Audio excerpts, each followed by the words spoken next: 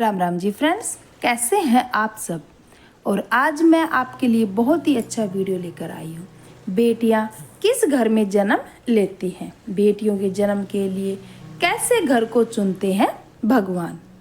हिंदू धर्म में बेटियों को लक्ष्मी का रूप माना गया है। आज भी हिंदू लोग नवरात्रि में कन्या का पूजन करते हैं, लेकिन यह भी सच है कि कुछ लोग आज भी बेटियों को बोझ समझते हैं। हिंदू धर्म में पौराणिक काल से ही बेटियों को समान अधिकार दिया गया है, परंतु ज्ञान के अभाव में कुछ लोग बेटियों को भार के रूप में ही देखते हैं, जबकि वह ये नहीं जानते हैं कि भगवान ने आपको इस लायक समझा, तभी आपको पुत्री धन की प्राप्ति हुई। क्योंकि हर किसी को भगवान बेटी के माता पिता होने का सौभाग्य प्रदान नहीं करते हैं। दोस्तों, आज भी हम ऐसे समाज में जी रहे हैं जो आज भी पुरुष प्रधान है। आज भी जब लड़की का जन्म होता है तो अधिकतर घरों में मायूसी छा जाती है।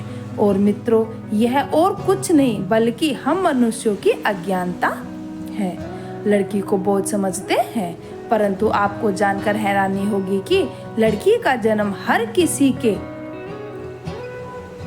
घर में नहीं होता, बल्कि उसके घर में होता है जो भाग्यशाली होते हैं और अपने पुण्य कर्म अर्जित किए होते हैं। और आज हम आपको यही बताने जा रहे हैं कि भगवान कैसे घरों में लड़की का जन्म देने के लिए चुनते हैं, और वह कौन सी पुण्य कर्म है जिसकी वजह से कोई भी इंसान बेटी का माँ या बाप बनता है। दोस्तों, भगवान श्री कृष्ण से अर्जुन पूछते हैं कि माधव, किन कर्मों के कारण किसी के घर पुत्री धन की प्राप्ति होती है, अर्थात कैसे घरों में बेटियों का जन्म होता है। तब श्री कृष्ण ने अर्जुन से कहते हैं, हे पार्थ, अगर किसी के घर पुत्र का जन्म होता है तो वह उसका भाग्य है, लेकिन अगर किसी के घर पुत्री का जन्म होता है तो वह उसके लिए सौभाग्य की बात है। और जो भी स्त्री या पुरुष अपने पूर्व जन्म में पुण्य कार्य अर्जित किए होते हैं, उन्हीं एक बेटी के माता पिता होने का सौभाग्य प्राप्त होता है।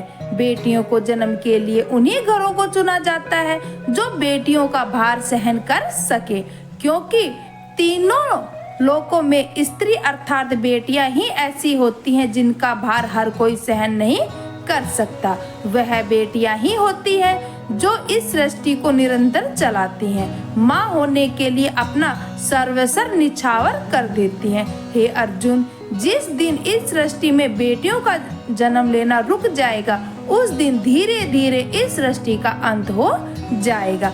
मित्रों, भगवान श्री कृष्ण के इन बातों पर गौर किया जाए तो उनका कहना बिल्कुल सही है, क्योंकि बेटियां अगर नहीं होंगी तो किसी का भी वंश आगे नहीं बढ़ सकता है।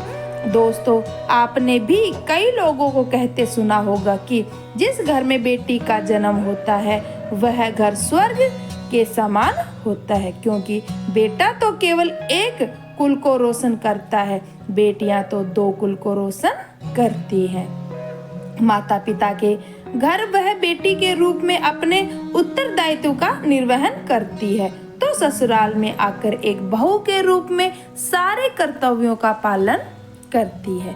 दोस्त, आजकल आप सुनते ही हो, बेटियां वो परिवार में किसी के मर जाने पर उसका पिंडदान नहीं कर सकती हैं, लेकिन यह बिल्कुल भी सही नहीं है, क्योंकि रामायण में बताया गया है कि प्रभु श्री राम के पिता राजा दशरथ की मृत्यु हो गई तो माता सीता अर्थात दशरथ राजा की बहू ने ही उनका पिंडदान किया था, जिससे उन्हें जन्म मरण के चक्र से मुक्ति मिल गई थी। इतना ही नहीं, हिंदू धर्म में शास्त्रों में बताया गया है कि बेटियां भी अपने पिता के नाम का पिंडदान कर सकती हैं। वहीं अगर ससुराल पक्ष में कोई पुरुष नहीं है तो इस स्थिति में बहू भी पिंडदान कर सकती है। इसलिए मित्रों, वह लोग बहुत किस्मत वाले होते हैं जिनके घर में बेटी जन्म लेती है। वहीं वह प्रबल किस्मत के होते हैं जिनके घर एक से ज्यादा बेटियां होती हैं। शायद यही कारण है कि बेटियों को लक्ष्मी कहा गया है। दोस्तों, बहुत से लोगों की सोच यही होती है, बेटी है तो बिना समय गवाए और इस पर पढ़ाई में पैसे लगाएं। गरुड़ पुराण में बताया गया है कि जब आत्मा को नया जन्म मिलता है तब आत्मा को शरीर के अनुसार व्यवहार में चलकर अपने कर्म करने होते हैं। शरीर के जरिए कर्म करके ही एक आत्मा अपनी जन्म के उद्देश्य को सार्थक बना सकती है और निरर्थक भी। यदि कोई पुरुष महिलाओं का आचरण करता है, स्वभाव में महिलाओं वाले याद ले आता है या वही काम करना चाहता है, तो एक महिला को काम करना चाहिए।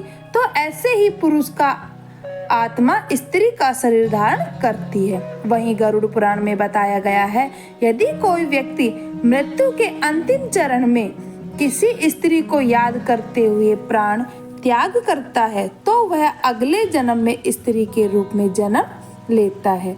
वहीं अंतिम चरण में भगवान का नाम लेता है तो उसे मोक्ष की प्राप्ति होती है।